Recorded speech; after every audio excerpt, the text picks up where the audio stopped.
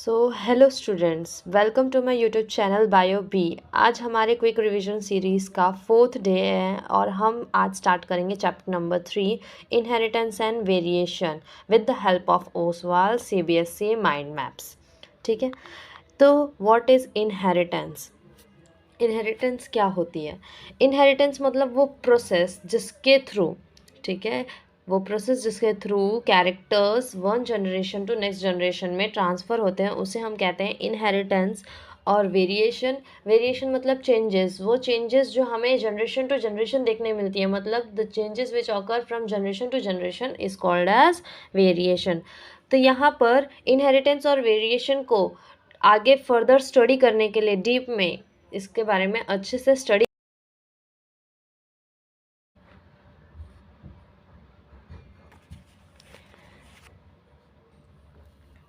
Gregor Johan Mendel ने इन characters को further study करने के लिए उन्होंने एक यूज़ किया पी प्लांट। एक प्लांट लिया जिसको हम बोलते हैं पी प्लांट। पी प्लांट का साइंटिफिक नेम है पाइसम सताइवम। ठीक है, इन पर उन्होंने रिसर्च की इनहेरिटेंस और वेरिएशन के बारे में। इन्होंने इस पर कैसे रिसर्च की? इन्होंने इसके 7 कैरेक्टर्स लिए, कॉन्ट्रास्टिंग कैरेक्टर मतलब अपोजिट कैरेक्टर्स लिए, जिन कैरेक्टर्स को हम यहाँ पे कहते हैं stem height, flower colour, flower position, pod shape. Pod मतलब जो मटर का छिलका होता है उसे हम कहते हैं pod. Pod colour, seed shape and seed colour, इनके कुछ कैरेक्टर्स दिए हैं, जैसे कि हमारा stem height tall and dwarf दिया है। फ्लावर कलर है violet and white. Flower position axial and terminal. Pod shape है इन्फ्लेटेड कॉन्स्ट्रिक्टेड। पॉड कलर है ग्रीन और येलो। सीड शेप है राउंड एंड रिंकल्ड और सीड कलर है हमारा येलो एंड ग्रीन। उन्होंने इन 7 कैरेक्टर्स को लिया, इन 7 कैरेक्टर्स के ऊपर ही अपनी रिसर्च को कंटिन्यू किया। उसके बाद उन्होंने इस रिसर्च को कंटिन्यू रखने के बाद उन्होंने कुछ लॉज भी दिए, जिनको उन्होंने बोला ग्रेगर जॉन मेंडल्स 3 लॉज, जिसको हम आज जानते हैं लॉ ऑफ डोमिनेंस के नाम से, लॉ ऑफ सेग्रीगेशन एंड तीसरा है लॉ ऑफ इंडिपेंडेंट असॉर्टमेंट। तो लॉ ऑफ डोमिनेंस क्या कहता है? लॉ ऑफ डोमिनेंस ये कहता है कि अगर किसी भी दो कैरेक्टर्स का, दो कॉन्ट्रास्टिंग कैरेक्टर्स का अगर हम उसे क्रॉस करवाते हैं या हाइब्रिडाइजेशन करवाते हैं, तो वो जो कैरेक्टर आएगा F1 जनरेशन में हमें जो देखने मिलेगा वो उन दोनों कैरेक्टर्स का इंटरमीडिएट नहीं होगा, बल्कि उनमें से जो डोमिनेंट कैरेक्टर होगा वो खुद को एक्सप्रेस करेगा और जो रेसेसिव कैरेक्टर होगा वो खुद को सप्रेस करेगा। ऐसा हमारा लॉ ऑफ डोमिनेंस कहता है। अगर हेट्रोजाइगस कंडीशन होगी, इन heterozygous condition only one member of pair expresses itself, सिर्फ एक मेंबर उस पेयर का, सिर्फ एक मेंबर खुद को एक्सप्रेस करेगा। And the hybrid is called as dominant, और उस वाले को कहा जाता है डोमिनेंट। और बल्कि जो सप्रेस्ड होगा, जो छिप जाएगा, उसे हम कहेंगे एज रेसेसिव कैरेक्टर। ठीक है, उसके बाद दूसरा लॉ था। दूसरा लॉ क्या कहता है? Law of segregation. Law of segregation क्या कहता है? सेग्रीगेट मतलब सेपरेट हो जाना। तो मतलब यहाँ पर क्या है, अगर दो प्योर पेरेंट्स का हम क्रॉस करवाते हैं तो हमारे पास 2 गैमेट होंगे। ठीक है, तो यहाँ पर एक पेरेंट से एक गैमेट और एक पेरेंट से एक गैमेट, दोनों क्या होंगे? सेपरेट होंगे। सेपरेट होने के बाद वो मिक्सअप होंगे, हाइब्रिडाइज होंगे या फ्यूज होंगे। तो इस सेग्रीगेशन को, इस सेपरेशन को, गैमेट या अलील्स के सेपरेशन को हम कहते हैं law of segregation. Gamete formation के वक्त फैक्टर्स जैसे कि अलील, ठीक है, फैक्टर्स जिसको हम अलील्स कहते हैं, वो कैरेक्टर प्रेजेंट होता है पेरेंट्स में, तो वो सेग्रीगेट कर जाएगा ताकि वो अपना एक न्यू ऑफस्प्रिंग प्रोड्यूस कर सके। एग्जाम्पल के तौर पे हम ये देख सकते हैं, यहाँ पर एग्जाम्पल के लिए लिया गया है टॉल प्लांट और एक ड्वार्फ प्लांट। टॉल में 2 अलील्स है, ये इसके एक गैमेट, और यहाँ पर हमारे पास ड्वार्फ प्लांट में हमारे पास भी 2 अलील्स प्रेजेंट है, जिसको हम बोलते हैं स्मॉल टी। तो यहाँ पर इनका फ्यूज़न अगर हम करवाते हैं, इनके बीच में क्रॉस करवाते हैं, तो हमें F1 जनरेशन क्या देखने मिलेगी? Capital T small T, capital T small T, capital T and small T. तो हमें चारों ऑफस्प्रिंग्स जो देखने मिले हैं वो कैसे मिले हैं? Capital T and small T.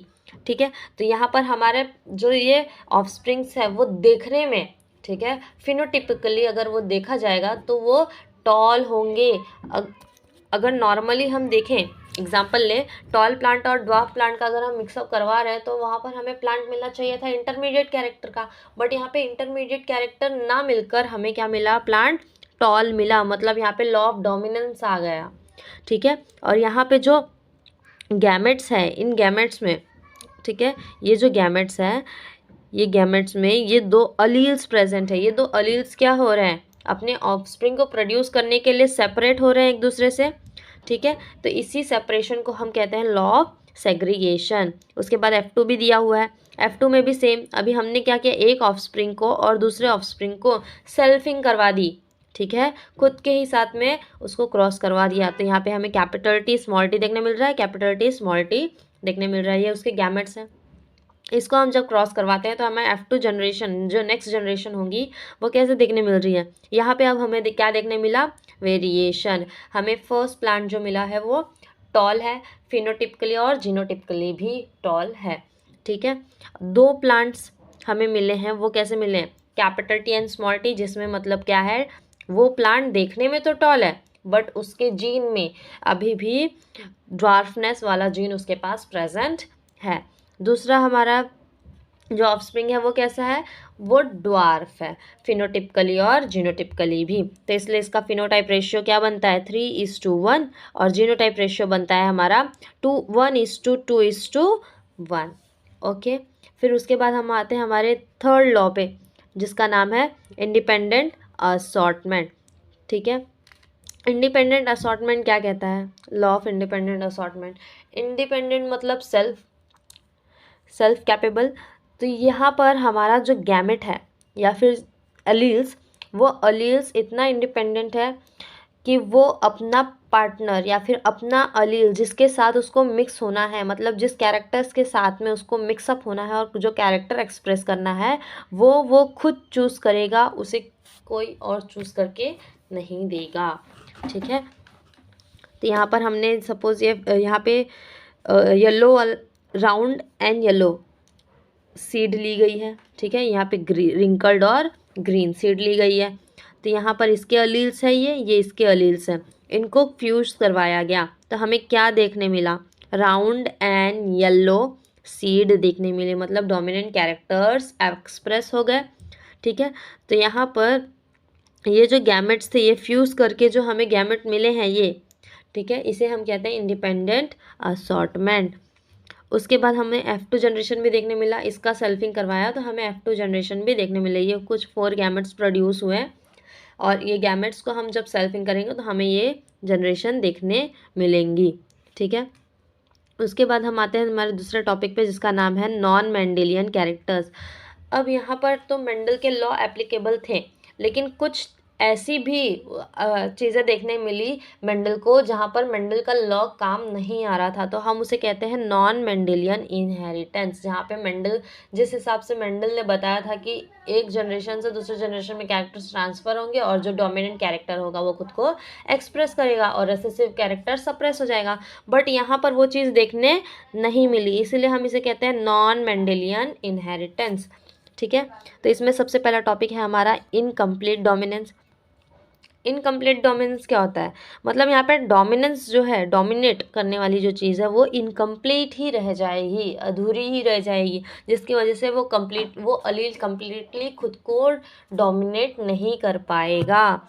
तो यहाँ पर हेट्रोजाइगस ऑफस्प्रिंग शो कर देगा इंटरमीडिएट कैरेक्टर। दो पेरेंट्स के, दो अलग अलग पेरेंट्स का अगर हम फ्यूज़न करवाएं तो हमें वो कैरेक्टर इंटरमीडिएट देखने मिलेगा। यहाँ पर हमारा नॉन मेंडेलियन का इनकम्प्लीट डोमिनेंस। फिनोटाइप रेशियो और जीनोटाइप रेशियो देखने मिला। एग्जाम्पल के लिए हमने लिया था यहाँ पे मिराबिलिस जल्पा। मिराबिलिस जल्पा एक 4 o'clock फ्लावर है, ठीक है। तो मिराबिलिस जल्पा रेड कलर का फ्लावर है जिसको मैंने वाइट कलर के फ्लावर के साथ में फ्यूज़ करवाया। तो रेड कलर फ्लावर और वाइट कलर के फ्लावर ये दोनों पेरेंट्स हैं। इनका F1 जनरेशन मुझे मिला capital R and small r। तो अगर मेंडल के हिसाब से देखा जाए तो मेंडल के हिसाब से ये फ्लावर जो था वो रेड कलर होना चाहिए था, क्योंकि इसके पास एक कैपिटल आर है, कैपिटल आर खुद को डोमिनेट करता है, ऐसा मेंडल ने कहा था।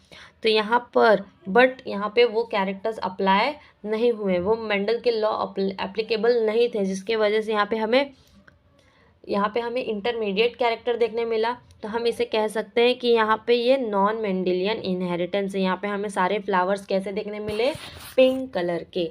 उसके बाद F2 जनरेशन में जब इसे वापस से क्रॉस करवाया गया F2 जनरेशन के लिए, सेल्फिंग के लिए, तो वापस से हमें यहाँ पे वेरिएशन देखने मिला। और वो वेरिएशन यह था कि एक फ्लावर रेड था और एक टोटली वाइट था, बट 2 फ्लावर थे जो टोटली पिंक थे, इसलिए इसका फिनोटाइप रेशियो हमें देखने मिला, वो था 1:2:1, और जीनोटिपिक रेशियो भी सेम था। ठीक है, उसके बाद आते हैं हम हमारे नॉन मेंडेलियन इनहेरिटेंस में। दूसरा टॉपिक है जो हमारा, वो है कोर डोमिनेंस। कोर डोमिनेंस मतलब एडिशन ऑफ 2 कैरेक्टर्स। ठीक है, तो कोडोमिनेंस में 2 alleles of a gene, 2 allele of a gene are equally dominant and express themself. ठीक है, इक्वली दोनों अलील्स खुद को इक्वली एक्सप्रेस करेंगे अगर वो साथ में हैं तो, हेटेरोजाइगस कंडीशन में भी। एग्जाम्पल के लिए ABO blood grouping in humans में जो एबीओ ब्लड ग्रुप सिस्टम चलता है वो उसका एग्जाम्पल है। उसके बाद हमारा आता है मल्टीपल अलील्स है, मतलब यहाँ पे बहुत सारे अलील्स प्रेजेंट होंगे। तो यहाँ पर हम देख सकते हैं gene exist in more than 2 allelic forms. किसी भी कैरेक्टर को शो करने के लिए हमें पता है, मेंडल ने बताया था कि एक कैरेक्टर शो करने के लिए हमें 2 अलील की ज़रूरत पड़ती है और मैक्सिमम 2 ही अलील्स प्रेजेंट होते हैं। बट यहाँ पे क्या हो रहा है, एक ही कैरेक्टर को शो करने के लिए एक से ज़्यादा अलील्स प्रेजेंट है। यहाँ पे एग्जाम्पल दिया है एबीओ ब्लड ग्रुपिंग, और इसका एग्जाम्पल आ सकता है हमारा ड्रोसोफिला मिलानोगैस्टर, क्योंकि उसके पास जो विंग्स के लिए जो जीन थे वो बहुत सारे अलग अलग वैरायटीज़ के जीन शो करते हैं। ठीक है, उसके बाद हमारा नेक्स्ट टॉपिक है इसमें प्लियोट्रॉपी क्या होता है, ability of gene to have multiple phenotypic effects. ठीक है, एक जीन एक से ज़्यादा कैरेक्टर शो कर रहा है तो हम उसे कहते हैं प्लियोट्रॉपी, और इस प्रोसेस को बोलते हैं प्लियोट्रॉपिज्म। ठीक है, influences number of character, 1 gene expresses more than 1 character. ठीक है, या फिर नंबर ऑफ कैरेक्टर साइमल्टेनियसली। उसके बाद हम आते हैं हमारे नेक्स्ट टॉपिक पे, जिसको हम कहते हैं chromosomal theory of inheritance. Chromosomal theory of inheritance क्या होता है, अब यहाँ तक तो मेंडल ने बताया था प्लांट्स में, फिर उसके बाद मेंडल की डेथ हो गई, फिर कुछ साइंटिस्ट आए न्यू, उन्होंने सोचा ये प्लांट में तो मेंडल ने करके ही दिया है, ठीक है, इनहेरिटेंस और वेरिएशन को बताया, तो क्यों ना इसे हम ह्यूमन बींग्स एनिमल्स में भी आजमाए। तो उन्होंने इसमें भी उसकी रिसर्च चालू कर दी, एनिमल्स में भी इसकी पहले रिसर्च चालू की। तो उन्होंने निकाला क्रोमोसोमल थ्योरी ऑफ इनहेरिटेंस। तो यहाँ इस सब चीज़ को प्रपोज किसने किया था या फिर इन्वेंट किसने किया था, वॉल्टर सुटॉन और थियोडर बोवरी ने 1902 में। थॉमस हंट मॉर्गन ने फॉर्मुलेट किया था क्रोमोसोमल थियोरी मॉर्गन ने बताई थी, उसको फॉर्मुलेट किया था। ठीक है, क्या यूज़ किया था उन्होंने, फ्रूट फ्लाइज, जिसे हम कहते हैं ड्रोसोफिला एक मक्खी का नाम है, ड्रोसोफिला मेलानोगैस्टर। मॉर्गन ने फिर एक टर्म दिया लिंकेज क्या होता है, जनरेशन टू जनरेशन अगर कोई क्रोमोसोम्स में से कैरेक्टर ट्रांसफ़र हो रहा है तो वो एज इट इज़ ट्रांसफ़र होंगे विदाउट क्रॉसिंग ओवर या फिर विदाउट फ्यूज़न, उन कैरेक्टर्स को हम कहते हैं लिंकेज। ठीक है, उन्होंने और क्या क्या चीज़ें बताई थी, क्रोमोसोमल जो है वो इमॉर्टल है, ठीक है, वो कभी भी ख़त्म होने वाली चीज़ नहीं है। 2 identical chromosomes form a homologous pair, 2 same दिखने वाले क्रोमोसोम एक साथ आते हैं और वो क्या बनाते हैं, एक होमोलोगस पेयर। होमोलोगस मतलब सेम क्रोमोसोम होगा देखने में, identical chromosome. They segregate at the time of gamete formation, वो 2 जो क्रोमोसोम्स साथ में आए हैं, साथ में पेयरिंग की है, वो क्रोमोसोम्स सिर्फ और सिर्फ सेपरेट होते हैं गैमेट फॉर्मेशन के टाइम पर। Independent pair segregate independently of each other, तो जो पेयर्स है, अब गैमेट फॉर्मेशन के वक्त जब वो अलग हो रहे हैं अपने ऑफस्प्रिंग को प्रोड्यूस करने के लिए, उनमें कैरेक्टर्स शो करने के लिए, तो वो अपना कैरेक्टर, वो जो अलील्स हैं जो सेग्रीगेट कर रही हैं, वो अपना कैरेक्टर खुद चूज करेंगे कि वो उन्हें किसके साथ में, किस अलील के साथ में पेयरिंग करनी है। क्रोमोसोमल्स आर म्यूटेबल। म्यूटेबल का मतलब होता है म्यूटेशंस शो करेंगे, ठीक है, सडन चेंज देखने मिल जाता है। उसके बाद हमारा टॉपिक है नेक्स्ट, जिसको हम कहते हैं सेक्स डिटर्मिनेशन। क्रोमोसोम्स बहुत ही ज़्यादा इन्वॉल्व होता है सेक्स डिटर्मिनेशन में, सेक्स डिटरमाइन करने के लिए यूज़फुल होता है। तो यहाँ पे हमें दिया है पहला मैकेनिज़्म, जिसको हम बोलते हैं ZZ या ZW मैकेनिज़्म, जो देखने मिलता है बर्ड्स में, ठीक है। बर्ड्स में क्रोमोसोम हम लोग ZZ या ZW करके फाइंड आउट करते हैं। XX या X0 मैकेनिज़्म देखने मिलता है हमें ग्रास हॉपर में। उसके बाद XXXY मैकेनिज़्म देखने मिलता है ह्यूमन बींग्स में, ठीक है। उसके बाद हम आते हैं हमारे जेनेटिक डिसऑर्डर्स। जेनेटिक डिसऑर्डर मतलब disorders which are present in gene, या फिर जीन डिसऑर्डर्स भी हम कह सकते हैं, उसे जेनेटिक डिसऑर्डर्स कहते हैं, ठीक है। तो जेनेटिक डिसऑर्डर्स में दो टाइप के डिसऑर्डर्स हैं, एक मेंडेलियन डिसऑर्डर और एक है क्रोमोसोमल डिसऑर्डर। मेंडेलियन के हिसाब से जीन में जो डिसऑर्डर्स आएंगे उसे हम कहते हैं मेंडेलियन डिसऑर्डर, और अगर क्रोमोसोम में कोई डिसऑर्डर होगा तो हम उसे कहते हैं क्रोमोसोमल डिसऑर्डर। तो हम पहले देखते हैं chromosomal. These are cause due to absence or excess or abnormal arrangement of one or more chromosome. कोई भी क्रोमोसोम अगर एब्सेंट है या फिर बढ़ गया है, या फिर उसकी जो अरेंजमेंट होती है वो अरेंजमेंट चेंज हो गई है, तो उस कंडीशन को हम बोलते हैं क्रोमोसोमल डिसऑर्डर। एग्जाम्पल के लिए ले सकते हैं डाउन सिंड्रोम। डाउन सिंड्रोम में क्या होता है, ट्राइसोमी। ट्राइसोमी मतलब try means three Soma chromosomes. कौन से नंबर पे, 21 वाले नंबर पे। 21 नंबर वाला जो पेयरिंग होगा क्रोमोसोम का, उस नंबर वाले क्रोमोसोम पर एक क्रोमोसोम और ऐड हो गया है, तो वहाँ पर क्रोमोसोम की जो कंडीशन होगी वो ट्राइसोमी होगी। तो उसके वजह से जो डिसऑर्डर देखने मिलेगा उसे हम कहते हैं डाउन सिंड्रोम। दूसरा डिसऑर्डर है लाइन फिल्टर। लाइन फिल्टर ज़्यादातर मेल्स में देखने मिलता है, ठीक है। XXY क्रोमोसोम नंबर हो जाता है, सेक्स क्रोमोसोमल डिसऑर्डर है ये। उसके बाद देखने मिलता है हमें टर्नर सिंड्रोम, जो कि फीमेल में देखने मिलता है। X0 ये भी सेक्स क्रोमोसोमल डिसऑर्डर है। यहाँ पर फीमेल का जो सेक्स क्रोमोसोम होता है XX, उसमें एक X की जगह 0, मतलब वहाँ पे मोनोसोमी हो जाती है, एक X की कमी हो जाती है, एब्सेंट हो जाता है, जिसे हम कहते हैं टर्नर सिंड्रोम। इसमें फीमेल स्टेराइल भी रह जाती हैं, आगे चलकर वो रिप्रोड्यूस नहीं कर सकती। उसके बाद हम आते हैं मेंडेलियन डिसऑर्डर में। मेंडेलियन डिसऑर्डर क्या होता है, कॉज बाय अल्टरनेशन मतलब changes, mutation, sudden changes in gene, ठीक है। सिंगल जीन में अगर कोई भी चेंजेस कर दी जाए, किसी भी तरह की चेंजेस कर दी जाए, तो उसके वजह से जो डिसऑर्डर होता है उसे हम कहते हैं मेंडेलियन डिसऑर्डर। अब कौन कौन से डिसऑर्डर्स होते हैं, autosomal disorder, autosomal dominant. Autosomal dominant मतलब क्रोमोसोम दो टाइप के होते हैं, एक ऑटोसोमल होते हैं और एक सेक्स क्रोमोसोमल होते हैं, या फिर एलोसोम्स भी बोलते हैं उसे। तो हमारे ह्यूमन बीइंग के पास 46 नंबर ऑफ क्रोमोसोम प्रेजेंट होते हैं, जिसमें से पेयरिंग की जाए तो 23 पेयर्स ऑफ क्रोमोसोम प्रेजेंट होते हैं। 23 पेयर्स में से 22 पेयर्स ऑफ क्रोमोसोम को हम ऑटोसोमल क्रोमोसोम्स कहते हैं, और 1 पेयर होता है जिसे हम सेक्स क्रोमोसोम कहते हैं। तो बाकी के जो 22 पेयर्स है उसे हम ऑटोसोमल क्रोमोसोम कहते हैं, और उस ऑटोसोमल क्रोमोसोम में अगर कोई भी तरह की डिसऑर्डर हो जाए तो हम उसे ऑटोसोमल डिसऑर्डर कहते हैं। तो ऑटोसोमल डिसऑर्डर दो टाइप के होते हैं, एक डोमिनेंट और एक रिसेसिव, ठीक है। जो डोमिनेंट जीन के वजह से या फिर डोमिनेंट अलील के वजह से देखने मिले और एक रिसेसिव अलील के वजह से देखने मिले, तो हम उसे कहते हैं ऑटोसोमल रिसेसिव डिसऑर्डर। डोमिनेंट वाले में हमें देखने मिलता है मस्कुलर डिस्ट्रॉफी, जिसमें मसल्स डिस्ट्रॉय होने लगते हैं, डिसफंक्शन होने लगते हैं, ठीक है। उसके बाद हमारा रिसेसिव में है, ऑटोसोमल रिसेसिव में देखने मिलेगा सिकल सेल अनीमिया, जिसमें सिकल सेल अनीमिया मतलब क्या होता है, आरबीसी की जो स्ट्रक्चर होती है वो राउंड से या स्पेरिकल शेप से चेंज हो जाती है काजू शेप में या बीन शेप या फिर किडनी शेप बोल सकते हैं, ठीक है। उनका स्ट्रक्चर जो है वो चेंज हो जाता है, इसे हम इस डिसऑर्डर को हम कहते हैं सिकल सेल अनीमिया। दूसरा देखने मिलता है एल्बिनिज्म। एल्बिनिज्म मतलब मेलानिन की कमी हो जाती है बॉडी में, जिसके वजह से कोई भी ऑर्गेनिज्म बहुत ज़्यादा ही